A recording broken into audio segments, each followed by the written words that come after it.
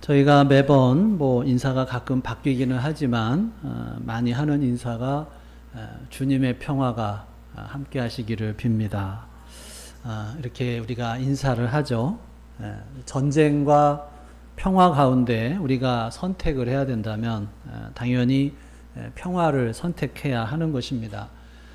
전쟁이라고 하는 것은 이겨도 이긴 게 아닌 게 전쟁이죠.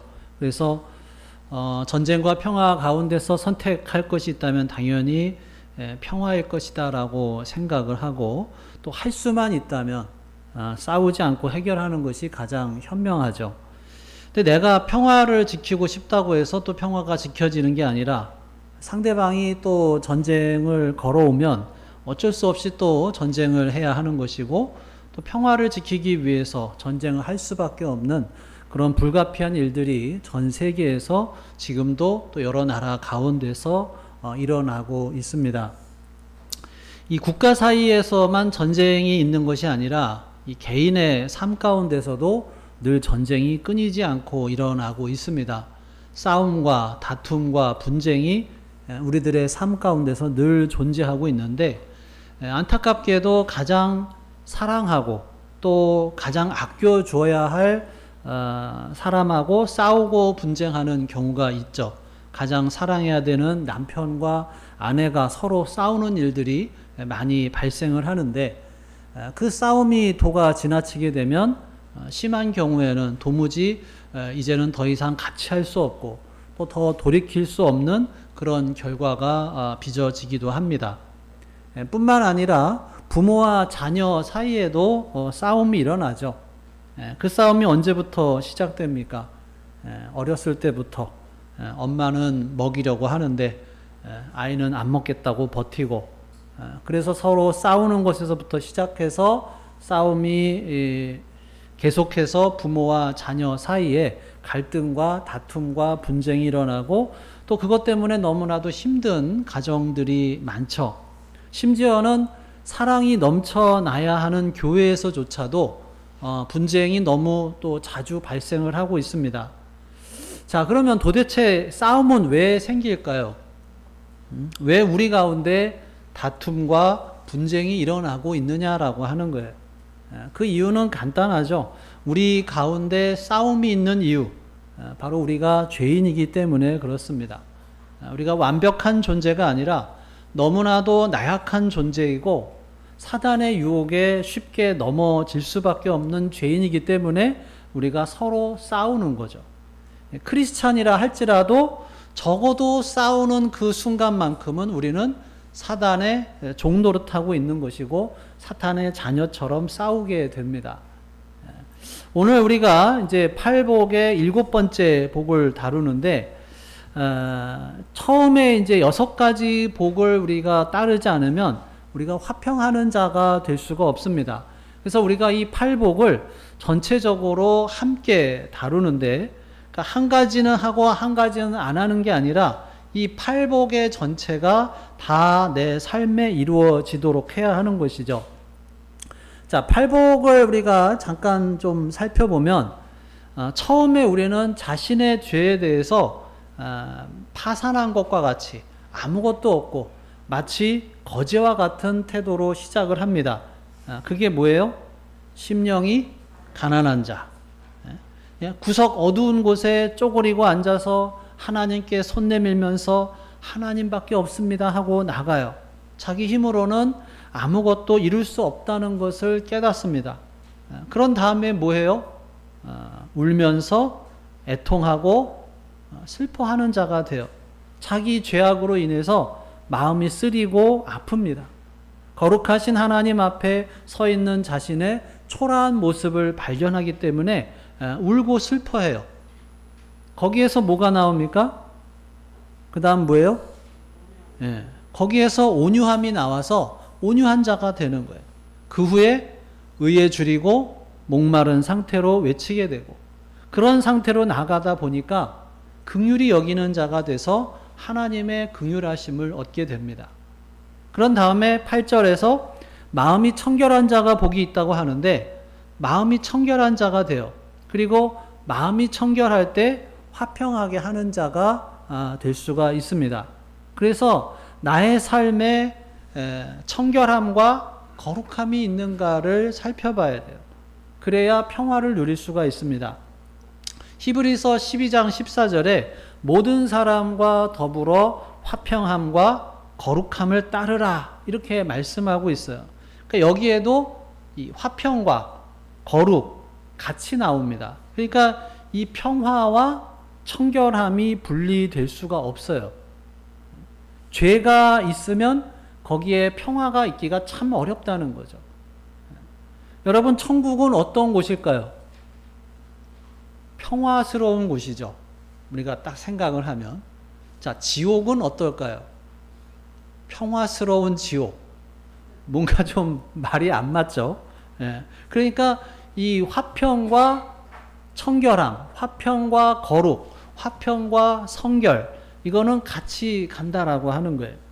자, 근데 안타까운 거는 우리가 싸움을 걸면서 스스로 어떻게 생각하느냐, 내가 사단의 종노릇하고 있구나, 이렇게 생각하면서 싸우는 사람은 단 한 사람도 없어요. 우리는 싸우면서 어떻게 생각해요? 내가 정의를 위해서 싸운다, 이렇게 생각을 해요. 내가 화를 내는 이유는, 내가 지금 싸우는 이유는 정당한 이유가 있기 때문에 싸우는 것이고, 의로운 분노를 하는 것이지 내가 나쁜 일을 하고 있다 이렇게 생각하는 사람은 한 사람도 없다는 거예요. 사단은 우리를 어떻게 속이냐면, 우리가 분노하는 거, 우리가 싸우는 거는 정당한 것이다 라고 이야기를 합니다. 너는 분노해야 될, 싸워야 될 정당한 이유가 있다, 그렇게 우리를 믿게 만듭니다. 내가 지금 저 사람하고 싸우고 있는데, 내가 지금 싸움을 일으키고 있는데 왜 내가 싸우고 있나? 내가 지금 사단에게 마음을 빼앗겨서 이렇게 싸우고 있다고 생각하는 게 아니라 나는 옳은 것을 위해서 싸우고 있다라고 착각하게 만든다는 거예요. 그래서 우리는 심각하게 다시 생각해 봐야 합니다. 내가 지금 분노하고 있고 싸우려고 하고 있고 다투고 전쟁을 일으키고 있는데, 과연 이렇게 싸우는 것이 정의로운 것인가? 과연 이것이 정말 하나님께서 원하시는 것인가? 질문을 던져봐야 합니다. 흔히 내가 싸우는 이유는 정의롭다고 생각을 하는 것이고, 내가 정의롭다라고 생각이 하면 그 순간부터는 어떤 전쟁을 해도, 어떤 또 폭력을 가해도 그게 정당화될 수 있다라고 하는 거예요. 그래서 야고보서 4장 1절에서 이렇게 말씀하고 있어요. 너희 중에 싸움이 어디서부터, 다툼이 어디로부터 나느냐? 너희 지체 중에서 싸우는 정욕으로부터 나는 것이 아니냐? 우리가 싸움을 할 때 정의로부터 시작되는 거라고 포장을 하고, 또 그렇게 포장을 해야 내가 싸울 수 있는 정당성이 확보가 되죠. 그렇지만 분명하게 성경은 가르쳐주고 있어요. 싸움이 정의에서부터 시작되는 게 아니라 정욕으로부터, 이기심과 탐욕에서 출발한다고 분명하게 성경은 가르쳐주고 있습니다. 자, 그러면 평화는 뭘까요? 그냥 평화는 갈등과 전쟁이 없는 상태를 말하는 것이 아닙니다. 어떤 사람들은 평화를 갈등이나 싸움이 없는 것이다 라고 정의를 하는데, 그런 식으로 생각하면 세상에서 가장 평화로운 곳이 어디예요? 아무 갈등도 없고, 아무런 다툼도, 아무런 싸움도 없는 곳, 공동묘지죠. 죽은 사람은 갈등이 없어요. 우리는 공동묘지에서 하나님의 평화의 모델을 찾지 않습니다. 그러면 뭔가 잘못되고 있는 것 같은데, 이거는 좀 아닌 것 같은데, 악이 판을 치고 있는 것 같은데 그냥 잠잠히 참고 있어야 되느냐? 그건 또 결단코 아니죠. 변화를 위한 시도를 하지 말아야 한다고, 시도조차 하지 말라고 말씀드리는 것이 아니에요. 참된 평화란 무엇이냐? 히브리어로 샬롬이라고 하는데, 참된 샬롬이 뭐냐? 그냥 잔잔한 것만을 말하지 않아요. 정의가 회복된 상태를 가리켜서 우리는 평화다, 샬롬이다라고 말을 합니다. 비유하자면, 자, 웅덩이에 고인 물은 어떻습니까? 잔잔하죠. 그런데 움직이지 않기 때문에 썩어 있는 물이 될 수밖에 없어요. 그 안에서 아무것도 살 수가 없고 물고기도 살 수가 없습니다. 웅덩이에 고여 있는 그런 잔잔한 물을 평화라고 말하지 않아요. 성경에서 말하고 있는 평화는 물이 흐르는 시냇물처럼 잔잔한 것 같진 않지만 요동쳐 흐르지만 거기에 산소가 있고 생명이 살아있고 거기에 물고기도 살 수 있는 그런 숨쉬는 물 같은 것을 가리켜서 평화라고 말을 합니다. 그러니까 우리가 오해하지 말 것이, 화평을 추구한다고 하니까 그냥 뭔가 잘못된 것 같은데 이 세상이 좀 썩어 문드러지고 있고 불의가 판을 치고 악한 사람들이 세상을 장악하고 있음에도 불구하고 그냥 순응하면서 아무런 것도 바로잡으려고 하지 않는, 그냥 지내는 것이 괜찮다고 말씀드리는 것이 아니에요.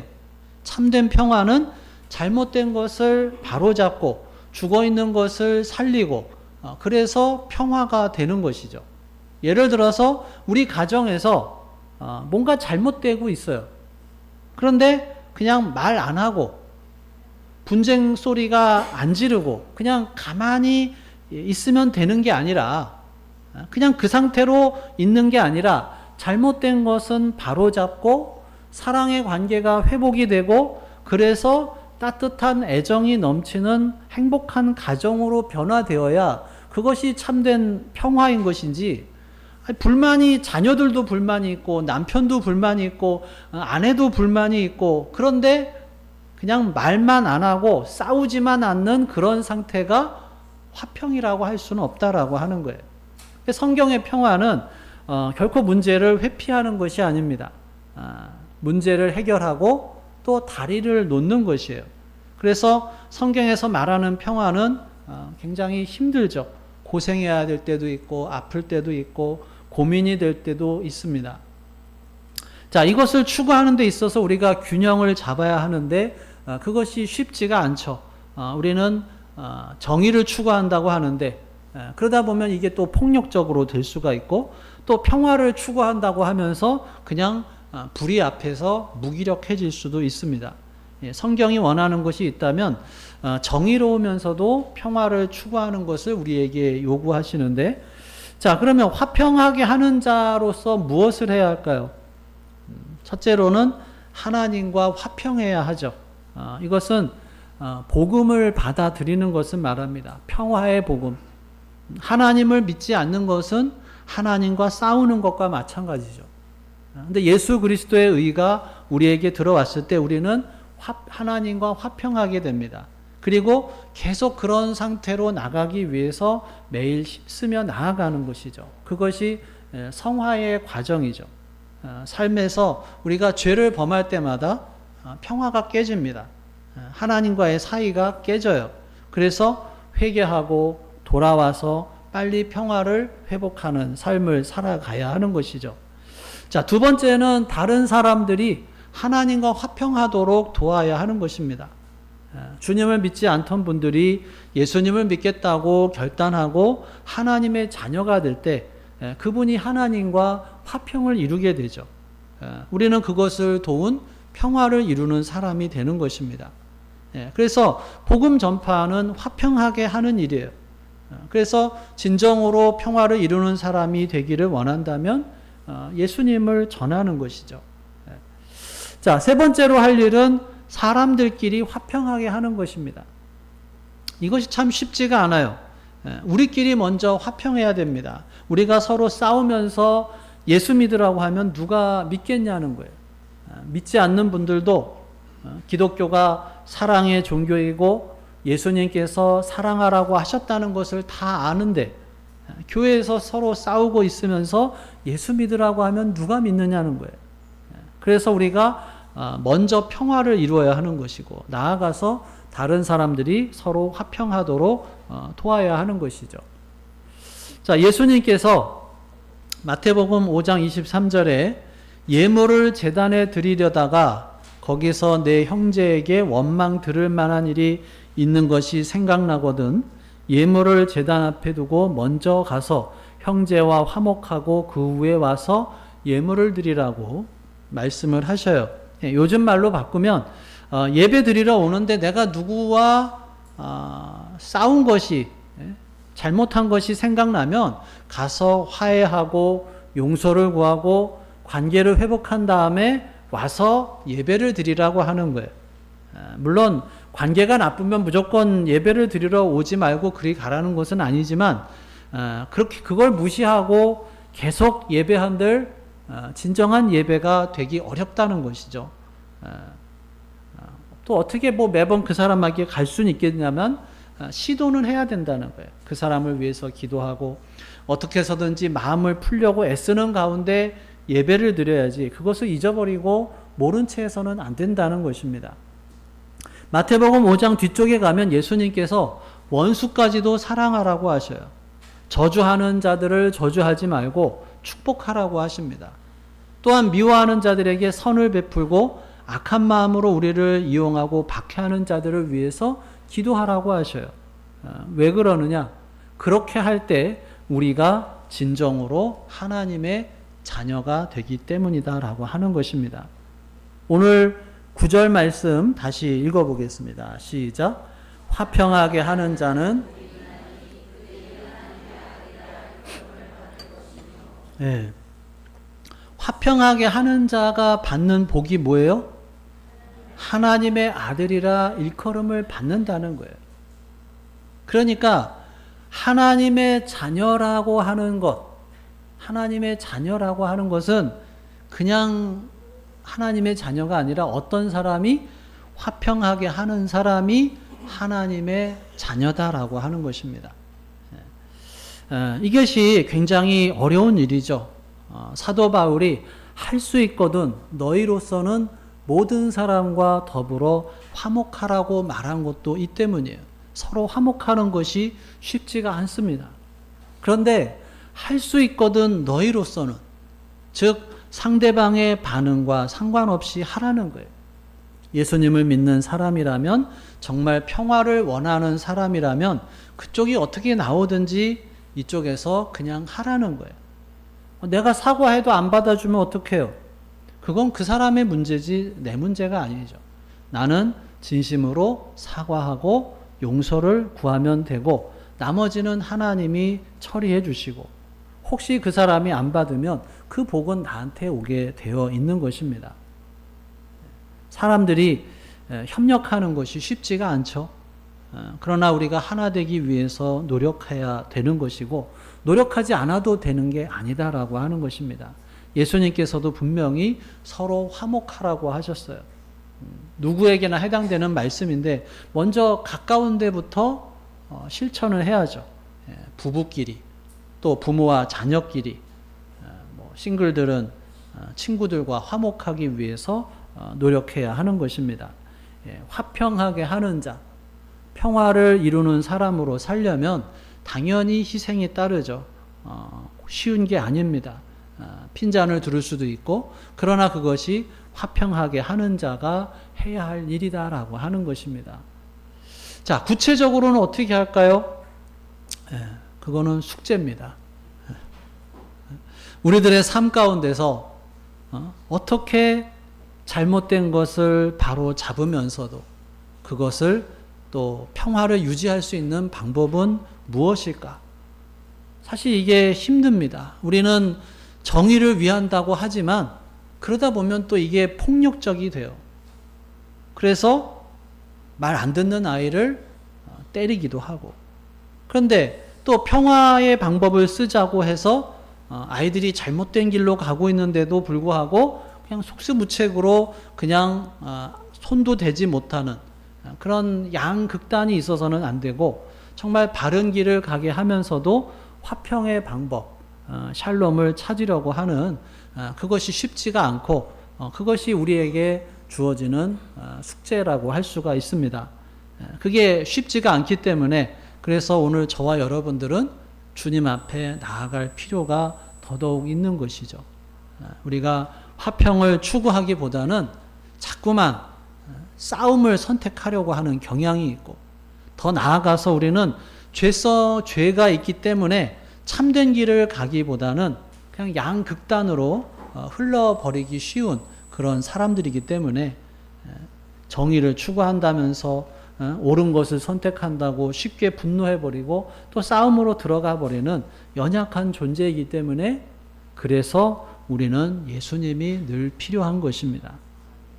우리가 실수하고 넘어질 때마다, 또 내가 분노하고 화를 내고 싸우는 그런 사단에 붙잡힌 모습을 보일 때마다 우리는 예수님의 십자가 앞에 다시 나아가서 회개하며 하나님 앞에 용서를 구해야 할 것이고, 뿐만 아니라 지혜를 주셔서 이런 상황 가운데서 또 하나님의 뜻을 구하고 또 하나님의 방법으로 이 모든 것을 잘 감당해 달라고 우리가 기도해야 하는 것입니다.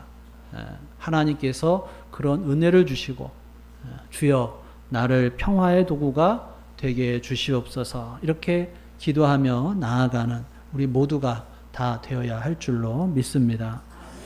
기도하겠습니다. 오늘 주신 말씀 생각하면서 함께 기도합니다. 나에게 주신 말씀이 무엇인지, 또 내가 붙잡아야 할 말씀, 또 내가 삶 속에서 화평을 이루는 자가 되기 위해서 어떻게 해야 할 것인지, 우리 마음 속에서 말씀하시는 하나님의 음성에 귀를 기울여 보겠습니다.